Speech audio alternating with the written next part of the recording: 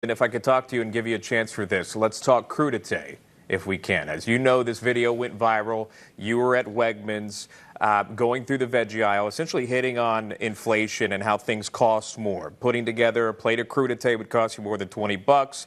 You said that you were at Wegner's. This is a very popular local grocery in this region called Wegmans.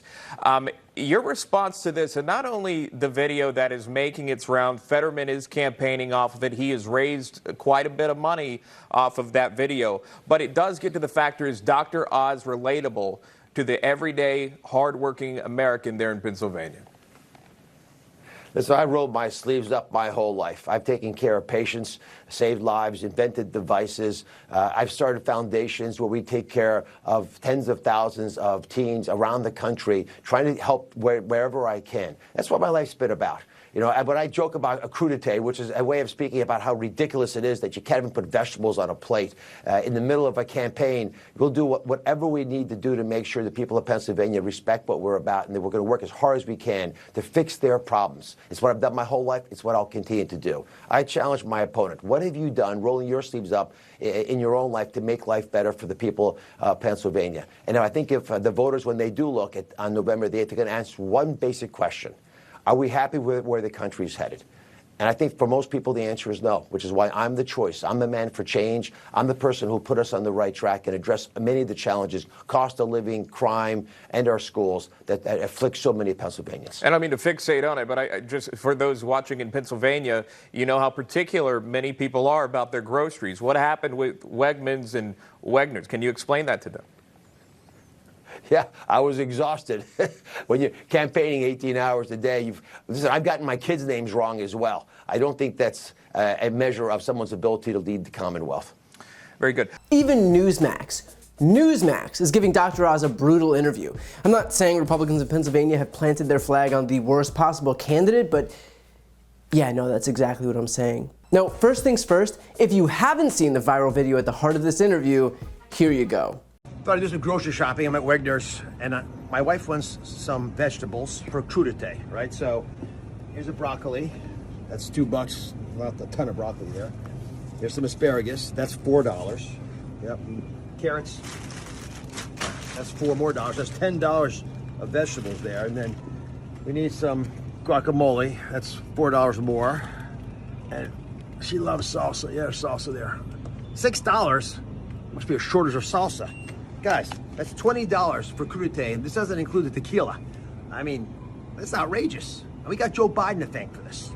Because nothing says man of the people quite like walking into Wegmans, calling it Wegner's, randomly grabbing a bunch of loose vegetables and salsa, which, gross, calling it crudité, a term I have quite literally never heard in my life, and then blaming it all on Joe Biden. Rich people, they're just like us. Now, when this NEWSMAX host asks Oz if he's relatable, first of all, he goes off on a laundry list of ways that he's purportedly helped people. But let's be clear here, Oz's first priority wasn't helping other people, it was helping himself. The guy used that trust bestowed in him by people like Oprah and network TV executives to hawk stuff like raspberry ketone, a miracle in a bottle to burn your fat, only to then turn around when he was actually forced to tell the truth and say this. We've engaged millions of people in programs, including programs we did with the CDC, to get folks to realize that there are different ways that they can rethink their future, that their best years aren't behind them, they're in front of them, they actually can lose weight. So if I can just get across the big message that I actually do personally believe in the items that I talk about in the show. I passionately study them.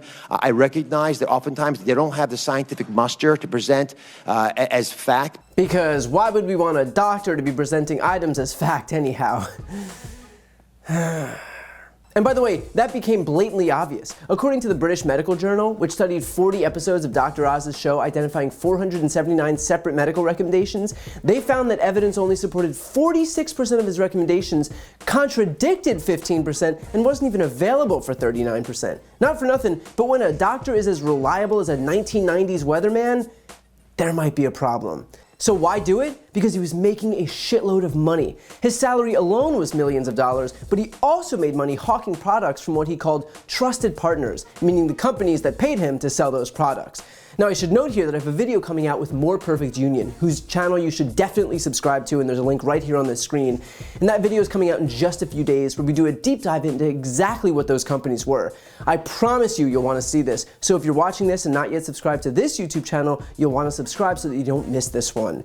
The point is that Dr. Oz abused his position to manipulate those who trusted him for his own personal financial gain. So when he grandstands about how benevolent he's been, let's not pretend that the guy is doing this for any reason other than the fact that he's been able to buy not one, not two, not 3, 4, 5, 6, 7, 8, or 9, but 10 houses. So yeah, a regular Mother Teresa, that guy. But here's the most shameless part, where Oz issues this challenge to Fetterman.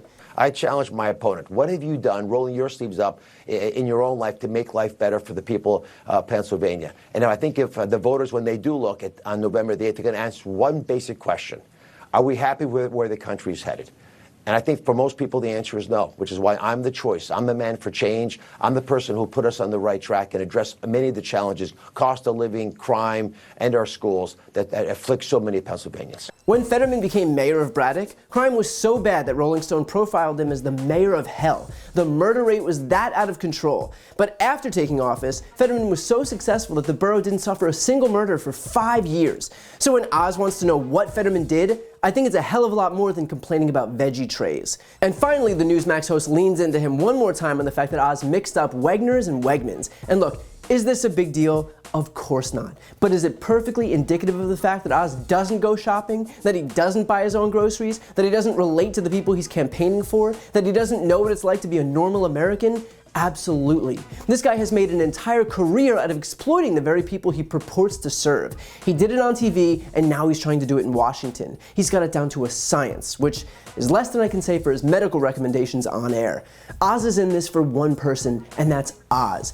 Everything else that we're seeing is make-believe. Him walking into the grocery store and randomly grabbing a bunch of loose vegetables and salsa is a show meant to exploit people who he's hoping don't know any better.